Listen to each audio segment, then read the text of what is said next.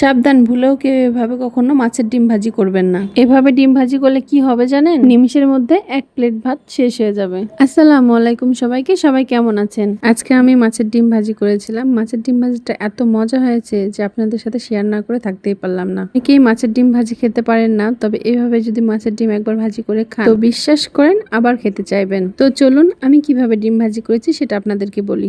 প্রথমে একটি কড়াইয়ে ডিমটাকে নিয়ে আদা রসুন বাটা, লবণ, হলুদ, ঝাল আর একটু তেল দিয়ে মাখিয়ে অল্প পরিমাণ পানি দিয়ে চুলায় বসিয়ে দিলাম। এভাবে ডিমটাকে আমি সিদ্ধ করে নিলাম। তারপর আমি বেশি করে পেঁয়াজ, অল্প পরিমাণ কাঁচামরিচ কেটে নিয়েছি। এই পেঁয়াজগুলোতে আমি হলুদ, লবণ, ঝাল দিয়ে ভালো করে ডলে মাখিয়ে নিব। এখন একটি তাওয়াতে পরিমাণ মতো তেল দিয়ে এই পেঁয়াজগুলোকে আমি ভেজে নিব।